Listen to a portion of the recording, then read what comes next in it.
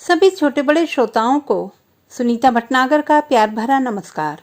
Audio stories के हमारे channel कहानी जगत में आप सभी का स्वागत है। हिंदी कहानियों की श्रृंखला में आइए आज सुनते हैं अमिता नीरव जी द्वारा रचित कहानी बहने के बाद। कभी यकीन ही नहीं हुआ कि आत्मा वात्मा जैसा कुछ हुआ करता है जो ना बायोलॉजिकली कुछ हो ना ही साइकोलॉजिकली। उसका क्या निशान। कहते रहे कहने वाले कि उसका इतना वजन होता है और वह होती है तो कहाँ होती है। आत्मा मरती नहीं, शरीर मरते हैं। लेकिन जितने शरीर मरते हैं उससे कहीं ज्यादा पैदा होते हैं। तो क्या आत्मा भी बनती है या जन्मती है? और जन्मती है तो फिर मरती भी होगी, क्योंकि दुनिया में कुछ भी ऐसा पैदा नहीं हुआ है जो मरे ना।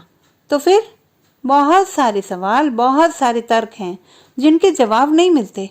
अपनी आत्मा को जवाब देना है या फिर आत्मा कैसे मानती है जैसे जुमले अक्सर आत्मा के लिए नहीं बल्कि नैतिकता और सामाजिकता के लिए हुआ करते हैं। बुद्धि कहती है कि जो कुछ भी हमें नैतिक अनैतिक बचपन से सिखाया जाता है हम उसके आधार पर ही व्यवहार करने लगते हैं और उसे ही आत्मा समझ लेते हैं। मुझे नहीं यकीन आत्मा पर, लेकिन आज लगा कि शायद कुछ होगी, तभी तो चोला बदल गया है। अभी जो शशांक के साथ थी वह कोई और थी और मैं कोई और हूँ। कोई और थी जो उस पागलपन में थी, जिसकी शिराओं में तूफान था और जिसके आवेग में सब कुछ बह गया था। वह सब जिसे उसने सहेजा था, उस आवेग के सामने वह हार गई थी, जिससे उसने लंबा संघर्ष किया था, जिसे उसने हर बार खुद से दूर धकेला था।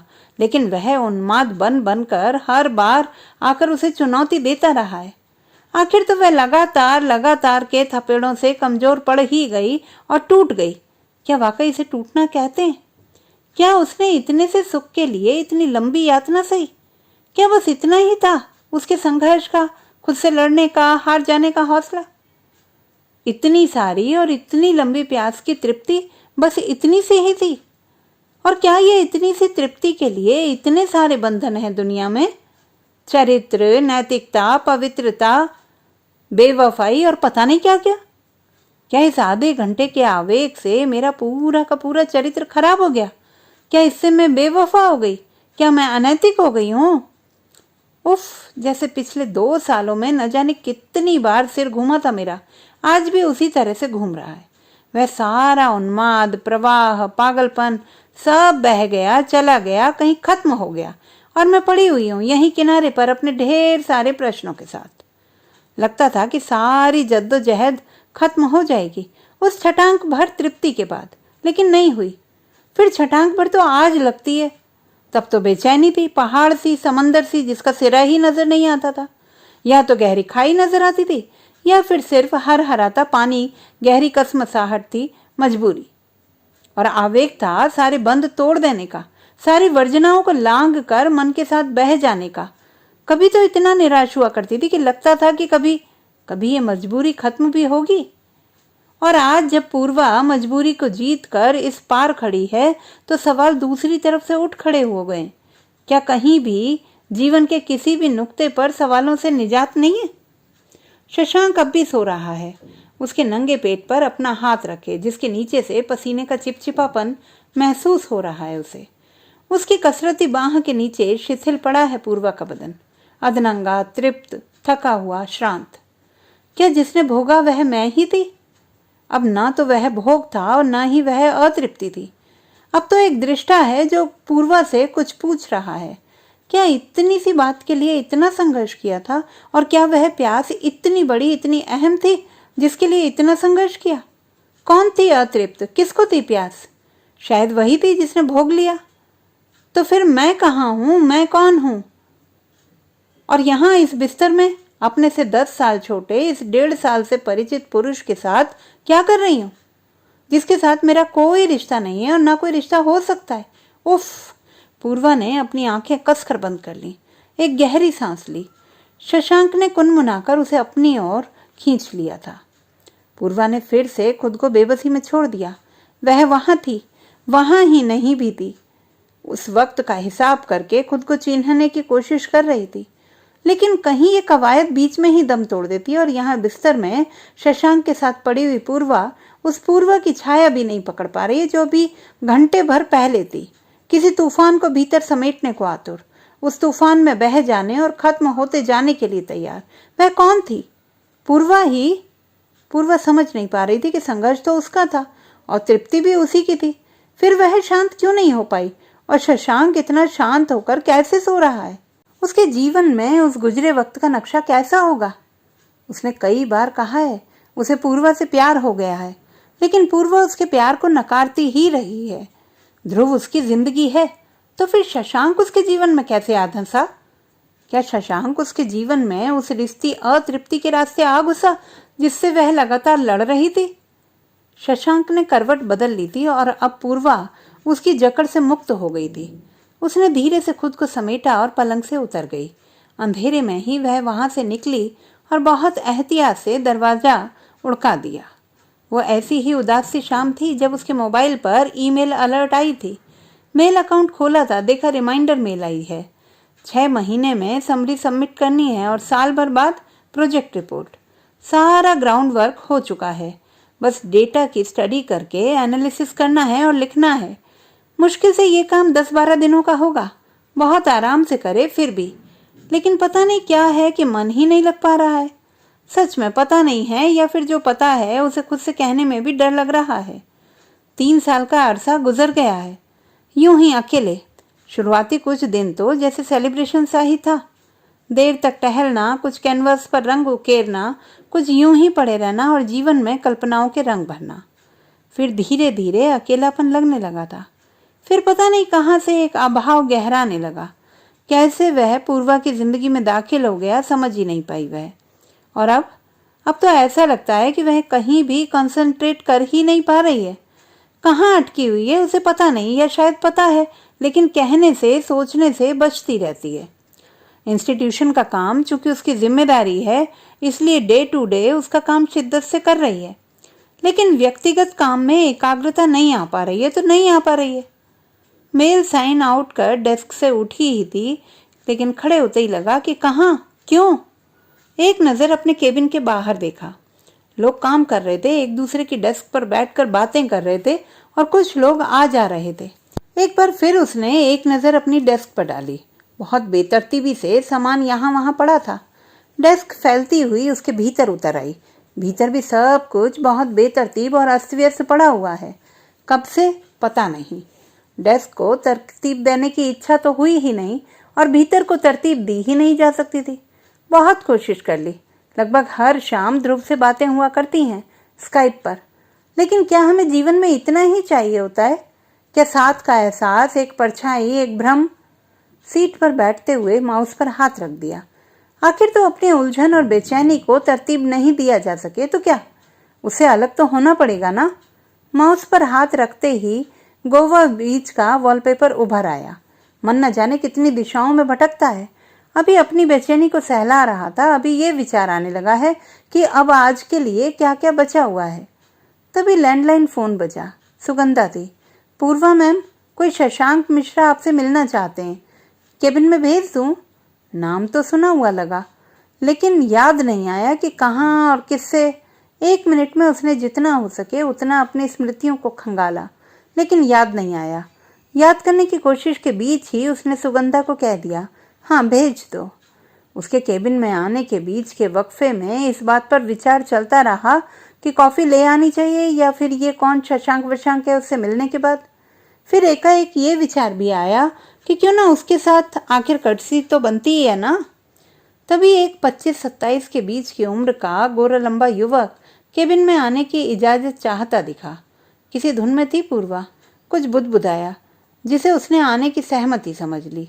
वह कमिन को सुनने के भ्रम में अंदर आ गया। पूर्वा अपनी मस्ती में लौट आई थी और उसे शरारत सूझी। वह खड़ी हो गई और गुस्से में उसने उस युवक को देखा। मैंने अंदर आने के लिए कहा क्या? वो एकाएक इस प्रश्न के लिए तैयार नहीं था। बुरी तरह से हड़बड़ा गया और सॉरी सॉरी कहता हुआ लौट कर बाहर जाने लगा। पूर्वा को जैसे हंसी का दौरा ही पड़ गया। वह लड़का शशांक पूर्वा को एक टक देखने लगा तो उसने खुद को नियंत्रित करते हुए इशारे से उसे अंदर आने और कुर्सी पर बैठने का संकेत दिया। उसने हंसना बंद किया, लेकिन शशांक अब भी हकबकाया सा उसकी ओर देख रहा था। हंसते हंसते पूर्वा की आंखों में आंसू आ गए। थोड़ा वक्त लगा संयत होने में। इस अरसे में शशांक ने पूर्वा के केबिन का मुआयना कर लिया। संयत होने के क्रम में उसने अपना सिर कुर्सी की पुष्ट से टिका दिया। चेहरे पर वैसी ही नमी और सॉफ्टनेस देखकर शशांक रिलैक्स हो गया था। आई एम शशांक मिश्रा, मुझे प्रद्युम्न टंडन सर ने आपके पास भेजा है। बुद्धिस्ट स्कल्पचर पर काम कर रहा हूँ। उन्होंने बताया कि आप बेहतर मदद कर पाएंगे। फिर उसने धीरे से कहा, शायद आप इस पर अपनी कोई किताब भी लिख रही हैं। I know you are busy, तो जब आपके पास समय होगा दिन में, रात में, दफ्तर, लाइब्रेरी या घर, जहाँ भी आप चाहेंगी वहीं आ जाऊँगा। मुझे मालूम है ये लंबा मैटर है, लेकिन I hope you will help me out. उसने बड़े विनीत होकर पूर्वा से कहा। No problem. अब देखिए, दिन भर तो मैं यहीं रहती हूँ, लेकिन यहाँ कभी कभी इतना काम होता है कि सिर उठाने की भी फुर्सत नहीं मिलती है। देखते हैं, थोड़ा यहाँ, थोड़ा घर पर, थोड़ा लाइब्रेरी में, जहाँ जैसे वक्त मिले मैं आपकी मदद करती रहूँगी। कॉफ़ी लेंगे? आखिर पूर्वा ने शशांक से पूछ ही लिया। अब तलब उसे भी लगने लगी थी। उसने असमंजस में पूर्वा की तरफ देखा, फिर बहुत संकोच में हाँ में सिर हिला दिया। Good, I am coming in few minutes. जब वह लौट कर आई तो उसके हाथ में 2 कॉफ़ी के कप थे। वो क्या है ना कि इंस्टीट्यूट में जब से 2 मशीनें लगी हैं, आपको सेल्फ सर्विस ही करनी होती है। जब तकनीक काम करने लगे तो समझो इंसान के भी हाथ पैर हिलाने के दिन लौट आए हैं। असल में कोई भी तकनीक इंसान का मुकाबला नहीं कर सकती, कितना भी परफेक्ट काम हो, लेकिन ह्यूमन टच जो है ना, उसका कोई तोड़ नहीं है। यू नो, विवेक और सौंदर्य को समझ पाने की दृष्टि इंसान की टेक्नोलॉजी पर जीत है। तुरंत उसे लगा कि चाहे बात उसने बहुत असंबद्ध कही है, लेकिन बात में दम है। खुद ही मुग्ध हो गई। शशांक ने उसकी बात का मर्म समझने के लिए उसके चेहरे की तरफ देखा। एकदम से उसे लगा कि ये बात अर्थ रखती है, लेकिन कितनी सहजता से पूर्वा मैम ने इस बात को कह दिया, बिना किसी बड़ी भूमिका और दर्शन पेश करने के दर्प के। असल में बात से ज्यादा महत्व तो उस भंगिमा का है। कॉफी पीते हुए कई इधर उधर की बातें हुई। पूर्वा ने शशांक से उसके काम और उसके जीवन के बारे में बातें की, काम की प्रकृति और उसमें लगने वाले समय और जरूरत पर धीरज की भी बात कही। शशांक और पूर्वा मिलते रहे। 2-4 बार पूर्वा और शशांक आसपास के म्यूजियम में भी बौद्ध स्कल्पचर को समझने के लिए गए। इन मुलाकातों में दोनों के बीच एक बेतकल्लुफ सी दोस्ती पनपने लगी थी। शशांक जैसे जैसे पूर्वा को जानने लगा, वैसे वैसे उसे महसूस हुआ कि उसके मन में पूर्वा के लिए दोस्ती से कुछ ज्यादा है। पूर्वा अपने से बाहर जब भी निकलती तो उसे शशांक पनाह सा लगता रहा। अब वह शशांक से खुल गई है और उससे अपनी उदासी और डर पर बात करने लगी है। शशांक कई बार उलझ जाता है, उसे पूर्वा की उदासी मोहित करती है, लेकिन उससे ये बर्दाश्त नहीं होती है। उस दिन पूर्वा बहुत व्यस्त थी जब शशांक ने उसे फोन किया था। लंबा वक्त बीत गया था, वह शशांक की कोई मदद नहीं कर पा रही थी, बल्कि अभी तो 4-5 दिन हो गए उसकी ध्रुव से बात भी नहीं हो पा रही है। वक्त पता नहीं कहाँ और कैसे गुजर रहा है। दिन भर फोन देख ही नहीं पाई, या शायद देखा लेकिन ओवरलुक कर दिया। जो भी हो, उसकी शशांक से बात नहीं हो पाई थी। रोज की तुलना में घर पहुंचने में भी उसे देर हो गई थी। पता नहीं क्यों उसे ताला खोलते हुए एक अजीब सी दहशत महसूस हुई। वह कुछ देर उस बंद दरवाजे के इस तरफ अनिश्चितता में खड़ी रही। ऐसा लगा कि भीतर भी कुछ ऐसा ही बंद बंद सा घुटता सा है, जो किसी भी सूरत निकल नहीं रहा है। फिर जो करना होता है किया। उस उदास से ताले के मुंह में चाबी डाली और खोल दिया। सुबह जब गई थी तो रोशनी थी, जब लौटी है तो अंधेरा मुंह चिढ़ा रहा है। दहशत और गहरी हो गई है। जल्दी से दरवाजे से लगे स्विच बोर्ड के सारे स्विचेस को प्रेस कर दिया। पंखा, लाइट, सब कुछ ऑन हो गए। रोशनी होते ही निराशा थोड़ी छंटी। मीटिंग में ही हैवी नाश्ता हो गया था, सो फिलहाल खाने के बारे में कोई विचार नहीं किया जा सकता है। चाय चढ़ाई ही थी कि फोन बजा। शशांक था। आप व्यस्त हैं या फिर बीमार? उसने बिना हाय हेलो के सीधा ही सवाल दाग दिया था। अरे नहीं, व्यस्त थी। कितना काम हुआ? थोड़ी अड़चन है, कब मिल पाएंगी? मन थोड़ा ऊब डूब हुआ था। किसी से मिल पाने की मन स्थिति नहीं थी, लेकिन एकांत में घबराहट भी हो रही थी। उस असमंजस को शशांक ने भांप लिया था। तभी तो ये पूछने की बजाय कि मैं आ जाऊं, उसने कहा, मैं आ रहा हूं। पूर्वा ने बिना कुछ कहे फोन काट दिया था।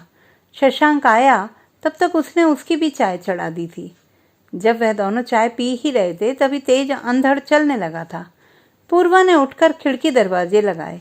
अभी शशांक ने कुछ फोटो और कुछ ब्लूप्रिंट्स खोले ही थे कि लाइट चली गई। देर तक दोनों उस अंधेरे में बैठे रहे, चुप। फिर पूर्वा अपनी कुर्सी से उठी तो शशांक के पैर से टकरा कर धप से गिर गई। शशांक हड़बड़ा गया और उसने पूर्वा को टटोला। पहले से ही कच्ची हो रही पूर्वा बह निकली थी। पता नहीं कैसे बांध टूट गया और वह सिसकने लगी। शशांक ने उसे समेट लिया। लंबे समय से बंधी पूर्वा के सारे बंध खुल गए और वह बह गई बहाव में। और अब शशांक उस किनारे पर है और पूर्वा इस किनारे पर। हर बार उसे यह एहसास होता है कि वह इस अतृप्ति को हरा चुकी है। कुछ दिन उसे लगता कि वह जीत गई है हमेशा के लिए, लेकिन फिर वह अतृप्ति सिर उठाती है। फिर होता है संघर्ष और फिर वही जीत का भ्रम। वह सोचती है, क्या वाकई कोई भी जीत या हार स्थायी नहीं होती है? हर चीज भ्रम है, हर चीज। हार जीत, पाप पुण्य, नैतिक अनैतिक, वैध अवैध। वह बाहर आंगन में आ खड़ी हुई थी। मालवा के पठार पर मानसून की आमद के दिन है। ठंडी हवा चल रही है। वह कुछ देर असमंजस में खड़ी है। मन किया नहा लिया जाए। शशांक अब भी सो रहा है जैसे वह कई रातों से जागा हो। नहाकर आने के बाद एक बड़ा मग ब्लैक टी बनाई और बरामदे में लगी आराम कुर्सी पर आधा सी। मीठी सी उदासी, उनींदा और अकेलापन था। चाय के घूंट भरते भरते उसे शिद्दत से लगने लगा था कि यदि यहीं मर जाए तो वह कितनी उदासी और गुत्थियां अपने साथ ले जाएगी। क्या वाकई यहाँ से कुछ साथ जाता है? पता नहीं। कुछ देर यूं ही वह अंधेरे में बैठी रही। लाइट अब भी नहीं आई है। हवाओं की ठंडक सांसों के रास्ते उसके फेफड़ों में भरने लगी। उसने आसमान पर नजर फेरी। काले पर्दे पर भूरे भूरे से चकते से उभरते और आकार बदलते बादलों को देखना उसे भला लगा। महसूस हुआ कि उसके भीतर की सारी काई साफ हो चुकी है। सारे वाद विवाद, तर्क, डर, तनाव, दबाव सब कुछ बह गया। अब सिर्फ एक शांत झील बची है, स्थिर, शांत, निःशब्द। सारे द्वंद्व, सारे तर्क, सारे किंतु परंतु जैसे अस्तित्वहीन हो गए। भीतर सब कुछ ठहर गया था। उसे अपना भीतर बाहर बिल्कुल साफ और पारदर्शी लगा। खुद के हाथ में वह खाली पेपर सी आकर ठहर गई। वक्त का पेन बनाकर वह जो चाहे खुद से लिखवा सकती है। वह अपना लैपटॉप लेकर बाहर आ गई। बाहर बूंदाबांदी कब शुरू हुई उसे पता ही नहीं चला। अपना प्रोजेक्ट खोला तब स्क्रीन के राइट बार में लगी डिजिटल घड़ी में 10:27 हो रहे थे। पास पड़ी तिपाई पर उसने चाय का मग रखा और प्रोजेक्ट पर ध्यान लगाया। उसकी चाय पता नहीं कब ठंडी हुई। लाइट आ चुकी थी। उसने चार्जिंग प्लग लगाया, एक गहरी सांस ली और डॉक्यूमेंट को पढ़ा। सिर्फ कंक्लूजन ही बचा हुआ है। कितने दिनों से अटका था काम। संदेह हुआ करता था कि कभी पूरा होगा या नहीं, और अब किनारे पर आ लगाए जैसे। घड़ी देखी तो रात के 3 बज रहे थे। पता नहीं शशांक की नींद कैसे खुली। उसने पीछे से आकर उसके बालों को चूमा। पूर्वा ने कंधे पर पड़े उसके हाथों को थपका। शशांक ने पूछा, सोई नहीं? बारिश तेज हो गई थी। लगता है मानसून आ गया है। पूर्वा ने मुस्कुराते हुए शशांक का हाथ चूम लिया। तो दोस्तों, यदि हमारी आज की कहानी आपको कैसी लगी कमेंट बॉक्स में लिखना ना भूलें। चैनल को सब्सक्राइब करें, लाइक करें और मित्रों के साथ शेयर करें।